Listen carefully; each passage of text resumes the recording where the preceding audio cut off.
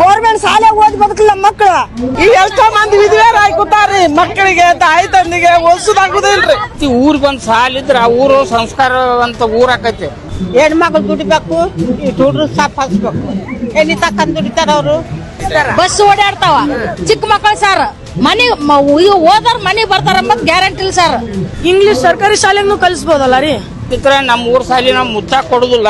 ಗಂಡ್ ಮಗನೇ ನಾಲ್ಕು ಬಿದ್ದ ಮೇಲೆ ಹೆಣ್ಮಕ್ಳ ಕೈಲಿ ಹಾಕೈತೆ. ಆ ಹಳ್ಳಿಗಳಿಂದ ಬರೋದು ಎರಡನೇ ತರಗತಿ 3ನೇ ತರಗತಿ ಬಸ್ ಬಿಡ್ತಾರ ಅಂದ್ರಲ್ಲ ರೀ. ಒಂದೊಂದ್ಸಲಿ ಬಸ್ ಬಿಟ್ಟಿಲ್ಲ ಅಂದ್ರೆ ಆ ಮಗು ಎಲ್ಲಿ ಹೋಗ್ಬೇಕ್ರಿ? ನಮಗ್ ಮಕ್ಕಳದ ನಮ್ಮ ಅಕ್ಕ ಕಿತ್ಗೆ ಬಾಡ್ರಿ, ನಮ್ಮ ಅಕ್ಕ ನಮ್ಗೆ ಉಳಿಸ್ಕೊಡ್ರ ಅಂತ ನಾವು ಕೇಳಿ ಸರ್. ಸಂಡೂರು ತಾಲೂಕು ಬಳ್ಳಾರಿ ಜಿಲ್ಲೆ ಅಂತ ಹೇಳಿ ಸರ್. ನಮ್ಮದು ಕುಮಾರಸ್ವಾಮಿ ಏರಿಯಾ. ನಮಗೆ ನಿಮ್ಸಕ್ಕೆ 10 ಗಾಡಿ ಹೋಗ್ತಾವ. ಈಗ ನಮ್ಮ ಶಾಲೆ ತೆಗಿಬೇಕಂತ ಮಾಡ್ಯಾರ ಸರ್. ನಾವು ಹಳ್ಳ್ಯಾಗ ಜೀವನ ಮಾಡಕತ್ತೀವಿ. ನಮ್ಗಿರೋದು ಒಂದೇ ಬಸ್ ಸರ್. ನಮಗೆ 3 ಹೊತ್ತು ಓಡಾಡ್ತೈತೆ ಆ ಬಸ್ಸು ಸರ್. ನಮಗೆ ಟವರ್ ಕಂಬನೂ ಇಲ್ಲ, ಏನು ಇಲ್ಲ. 1ನೇ ಕ್ಲಾಸ್ ಹುಡುಗರು ನರಸಾಪುರ ಪಂಚಾಯತ್ ಆಫೀಸ್ ಒಂದೇ ಸ್ಕೂಲ್ ಬೇಕಂತ ಮಾಡ್ತೀವಿ ಅಂತ ಕುಂತಾರ ಸರ್ಕಾರದವರು. ನಮ್ಮ ಕೈಲಿ ಆಗಲ್ಲ ಸರ್. ನಮ್ಮ 1ನೇ ಕ್ಲಾಸ್ ಹುಡುಗರನ್ನ ನಾವು ಇಲ್ಲಿದ್ದ ಅಲ್ಲಿಗೆ 5 ಕಿಲೋಮೀಟ್ರು 6 ಕಿಲೋಮೀಟ್ರ್ ನಾವು ದಾರಿ ನಡ್ಸಕ ಆಗೋದಿಲ್ಲ ಸರ್. ನಿಮ್ಸಕ್ಕೆ 10 ಗಾಡಿ ಬರ್ತಾವ ಸರ್. ನಿಮ್ಸಕ್ಕೆ 10 ಗಾಡಿ ಬರ್ತಾವ. ನಮ್ಮ ಹುಡುಗರು ಹುಷಾರಿಲ್ಲ ಸರ್.